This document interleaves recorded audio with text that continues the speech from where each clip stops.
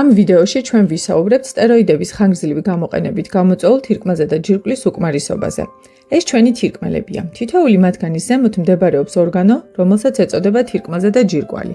ჩვენი თირკმელზე და ჯირკვლები თავად გამოიმუშავებს ჰორმონებს კორტიზოლსა და კორტიზონს, რომლებიც ცნობილია გლუკოკორტიკოიდების სახელით. ეს ჰორმონები გვეხმარება იმუნური სისტემის საპასუხო რეაქციებში, ასევე ალერგიისა და შეშუპების დროს. თავის ტვინი აკონტროლებს თირკმელზე და ჯირკვლის მუშაობას თუ როდის და რა რაოდენობით კორტიზოლი უნდა გამოიყოს. ხანგრძლივი დროის განმავლობაში დიდი რაოდენობით სინთეზური გლუკოკორტიკოიდების გამოყენებამ შესაძლოა აფიქრებინოს ჩვენს ტვინს, რომ ორგანიზმში ეს ჰორმონი დიდი რაოდენობითაა.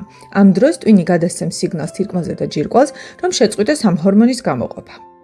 თუ ადამიანი უეცრად შეწყვეტს გლუკოკორტიკოიდების მიღებას, თირკმელზე და ჯირკვლებს შესაძლოა არ ჰქონდეს საკმარისი დრო გამოფხიზლებისა და საჭირო რაოდენობით კორტიზოლის წარმოქმნისთვის.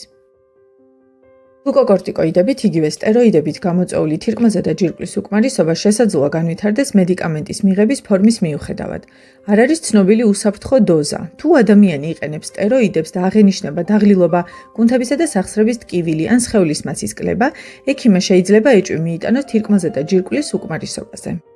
თირკმელზე და ჯირკვლის ფუნქციის დაქვეითებისა და კრიზის განვითარების რისკი მაღალია შედარებით ძლიერი სტეროიდების გამოყენებისას, მედიკამენტის ხანგრძლივი პერიოდით და ან დიდი დოზით მიღებისას, ასევე ასაკოვნებში, პაციენტებში ჭარბი წონით, ან ისეთი მედიკამენტის მიღებისას, რომლებიც მოქმედებს ორგანიზმში სტეროიდების დაშლაზე. მიუხედავად იმისა, რომ ჩვენ ვსაუბრობთ სტეროიდებით ხანგრძლივი თერაპიის საფრთხეებზე, გახსოვდეთ, რომ თქვენმა ექიმმა ეს მედიკამენტი დაგინიშნათ გარკვეული მიზეზით. გვერდითი მოვლენების გამო არ შეწყვიტოთ ან არ აირიდოთ მათი მიღება.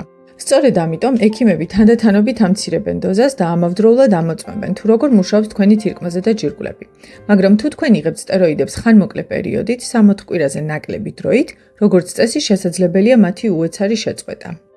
თუ მედიკამენტი არ შეწყდა სათანადოდ, შესაძლოა განვითარდეს თირკმელზე და ჯირკვლის კრიზი და საჭირო გახდეს გადაუდებელი მკურნალობა სტეროიდებითა და ინტრავენური სითხეებით.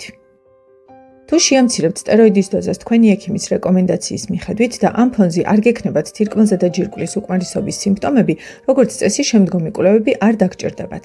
მაგრამ თუ საეჭვოა, რომ მედიკამენტის დოზის შემცირების შემდეგ თქვენი ორგანიზმი ვერ გამოიმუშავებს საკმარისი რაოდენობით კორტიზოლს, ექიმმა შესაძლოა შეამოწმოს კორტიზოლის დონე სისხლში და ჩაატაროს დამატებითი კვლევების საჭიროებისამებრ. ამ რისკის შემცირების მიზნით ევროპისა და ამერიკის ენდოკრინოლოგთა საზოგადოებებმა შეიმუშავეს გზამკვლევი.